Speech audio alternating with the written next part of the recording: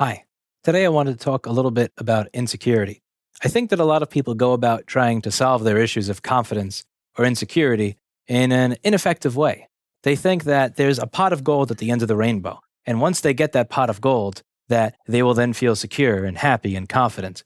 And one of the only things that's worse than being insecure and not having confidence and not being happy is getting to the pot of gold and then realizing that what's in that pot of gold will not make you happy. Because at least before, you thought to yourself, I'm not happy or secure now, but once I get that thing over there, I'll be happy. Once you get that thing over there, then there's no more path. There's nothing else to pursue. So if that doesn't make me happy, and that's the thing I thought I needed to make me happy, that means that I will never be secure or happy. And I find people get themselves into this spiral, this terrible downward spiral, when they subscribe to what I would call the I with plan to security and happiness, which is I with something will then be secure and confident. That doesn't work. I with money. I with a cute girl on my arm. I with muscles in better shape. I with a prestigious job title. I with adoring fans. I with a high score in this video game, or I winning this basketball game. Like whatever it is, if you think that that's going to make you secure or confident, and when you do not feel secure or confident, then you are really screwing yourself. And if you think that you're insecure or unhappy now, wait until the crash comes when you actually get what you want. So I'm going to try to explain this through a series of, as usual, annoying and long personal stories. When I was younger, I had a lot of reasons to feel insecure. My parents didn't have a lot of money. My mother made sure to remind us that we didn't have a lot of money and that we probably would never make anything of ourselves or make anything resembling a real living. I was about 103 pounds when I was a senior in high school. So I was this height. There were lots of bullies in my school, and at least junior high school more so than high school. And I was about 70 pounds lighter than most of them. So you could imagine how that worked out. I wasn't very popular. I didn't have a lot of skills. And I remember when I graduated, I got myself my little pot of gold at the end of the rainbow. And I thought, once I get that, I will give myself permission to be confident and to be secure. So the first thing that I went for was being in shape, because I didn't realize that when you're older, the bullies that you meet are not the type of bullies that are going to push you. They're bullies like the type of bullies that are going to audit you. And muscles don't really help you against those bullies. But I digress. So I gained something about 55 pounds. I was able to bench press and squat 120, 130 pounds over my body weight. I'm like, yeah, finally. It was about 2 years in after I changed my diet. It's like, do I feel secure? No. Am I confident? No. I'm not confident. I'm not a confident, secure person. I'm just a schmuck that could squat more than I could 2 years ago, but still a schmuck. And I thought, all right. Well, I've only gotten a coin out of the pot of gold. There's still an entire pot of gold that I haven't gotten. I'm not going to feel secure with just a coin, right? Let's go and try to get the rest of it. Let's chase after the money. I remember the first year that I had made six figures. Six figures now is sadly becoming a middle-class living in New York, but back then it actually meant something. I was so happy. I was so excited. I remember I just heard that voice from my parent, my mother in my head going, you're always going to be a loser like blah, like so-and-so and blah, blah, blah. I remember thinking to myself, I'm in my early 20s and I just made more in a year than you ever have in your entire life. And all right, I remember sitting in my apartment with my Vandersteen Model 3 speakers. I remember going to Broadway shows. I remember staying in that nice apartment, getting my acoustic panels put up, looking at my 25-foot ceilings, looking out the window at my nice view of the skyline and being able to see the Empire State Building and thinking, all right, am I confident? Am I secure? I can do the things with my business I want to. I can do the things with my life that I want to. I don't have to worry about rent next month. This is great. Am I confident? No. Now, I'm just a schmuck that can squat more than I could a few years ago, and a schmuck that has a few dollars more than I did a few years ago. But still a schmuck. Then I remember dating this model class woman, absolutely beautiful woman, and I didn't ask her out. She asked me out. And I thought, oh, wow, this is going to be great. And I remember going out on the second date. I remember going out to someplace in Midtown Manhattan. I think we were about to see one of my favorite Broadway shows. I got this beautiful woman on my arm and we're walking there. And I'm thinking to myself, okay, now, are you confident? Do you feel secure? Are you where you want to be? And I thought to myself, no. And it was at that moment that I really started to think, man, what the hell is wrong with you? You are standing in the middle of the street with the most beautiful woman, probably within a quarter mile of here. You're about to see your favorite show, if you didn't have to, you don't have to work for the next year, and you would have nothing to worry about in terms of rent and bills, and you're in the best shape of your life. Just 4 or 5 years ago, you would have never believed that you would be where you are now, and you're still not confident. And that was one of that was a really depressing moment for me, because I realized that there was no path. That was really depressing for me, because I noticed that there was no place else to go. There was no path that I could see. I saw a path, and I was like, the little carrot dangled in front of me. So at the very least, even though I was hungry, I still knew that there was the carrot in front of me. But once I got the carrot and I ate it, and I was still hungry, now I'm really unhappy. How do I get to that secure place? How do I get that feeling of confidence? Well, let me talk about the first time that I ever felt what I would like to call true confidence. Let's just go back about 5 or 7 years ago. This was a long time ago. And this was a few months before I got kicked out of the studio space that I was using for my business at the time. Space in Midtown Manhattan is very expensive. You're looking at something like $6,000 to $20,000 a month. First, last, 6-month security deposit, construction, all sorts. I mean, just thinking about it just makes me sick. So I was using the space in exchange for fixing their studio equipment there for free. I got kicked out of it. If you want to know the details of why I got kicked out, I got a video called the $30,000 Pocket Dial. It's not a great video. It's a long time ago, but it's a video I did at 1 a.m. called the $30,000 Pocket Dial, which details how I got kicked out of that space.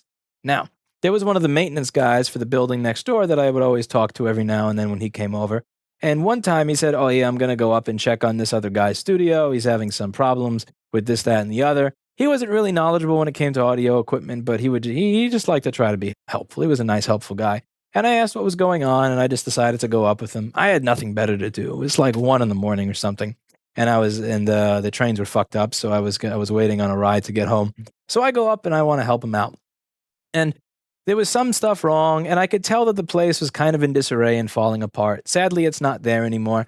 A lot of the studios in that building are gone now. That entire building around 251 West 30th Street has just gone to, I'm pretty sure at this time next year it's going to be a bunch of spoiled brats condos.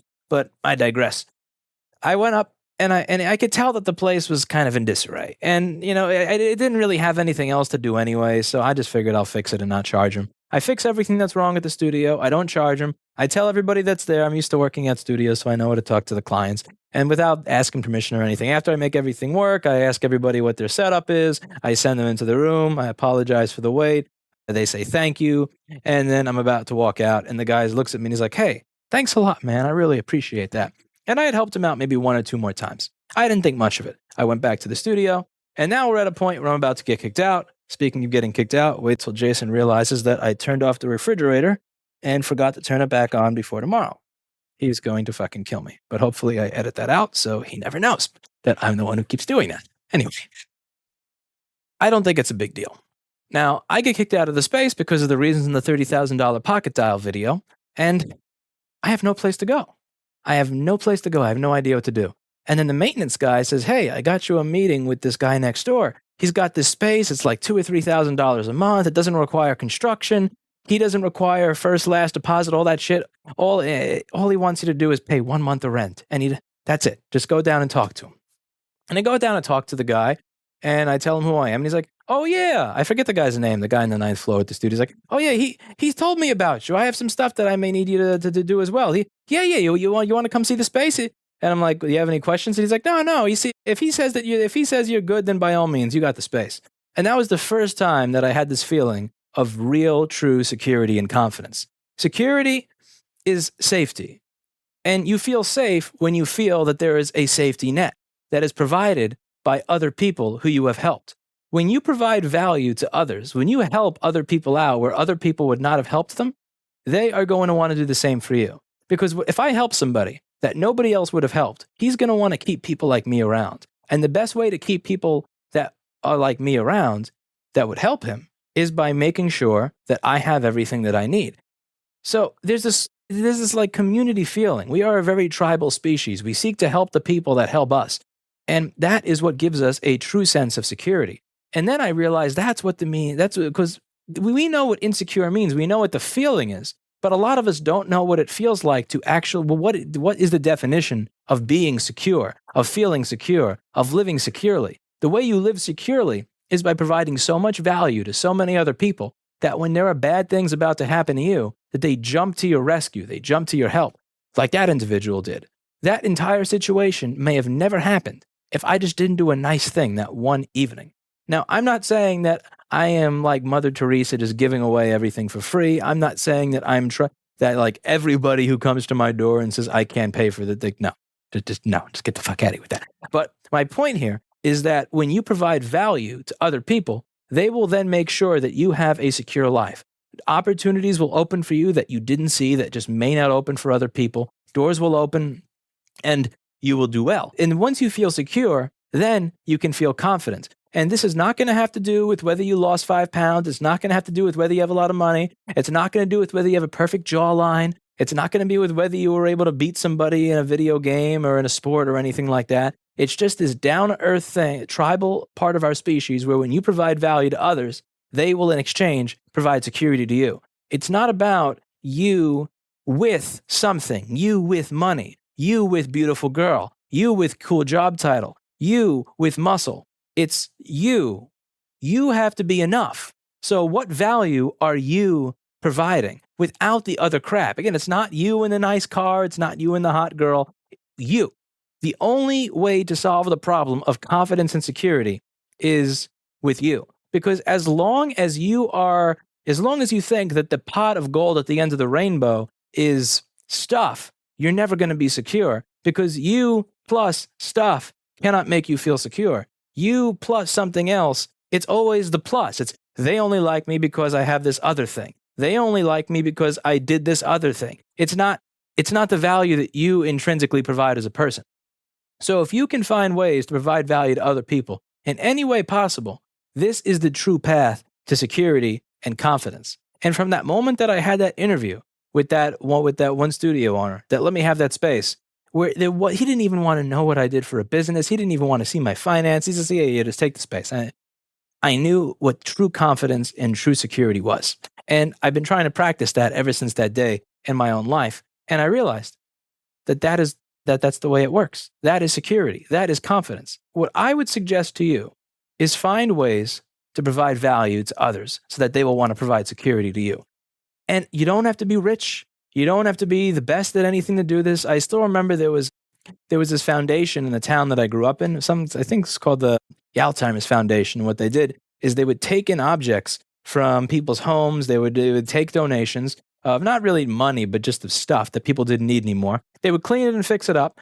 And they did this for free as volunteers. And then they would sell that stuff off to people in poorer neighborhoods who couldn't afford to buy new stuff. And all of that money would go towards Alzheimer's research and care for people with Alzheimer's that couldn't afford AIDS. And this was just a really, really nice thing to do. And there were people that did not feel very confident, that did not feel very great about their lives, that started working there and then started to feel this great sense of confidence and security in themselves. And the reason that I feel that they felt that is not because of how much money they had. It's not because it improved their physical appearance. It's not because they got to brag to others that was what they did. It was because they knew when they went home every day that in some way, shape, or form, that they were providing value to others that would not have been provided if it wasn't for their existence. When you are providing a specific value to a specific individual that would not have been there if it wasn't for the fact that you were the one providing it, that gives you a special sense of confidence and security that you will never find with any other physical good, with any change in your physical appearance, with any car, with any girlfriend, with any boyfriend, with any whatever it is. Hopefully this video has been helpful, and as always, I hope you learned something.